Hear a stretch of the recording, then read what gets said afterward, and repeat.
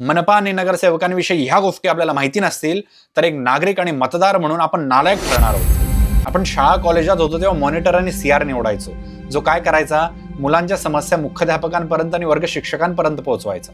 अगदी त्याच पद्धतीने आपण आपल्या प्रभागात नगरसेवक निवडतो, जो आपल्या समस्या, प्रभागातल्या समस्या महानगरपालिकेत मांडतो। आपल्या वॉर्डाचा नगरसेवक हा मनपातला आवाज असतो। या नगरसेवकाचा आपल्या दैनंदिन आयुष्याशी नेहमी संबंध येतो।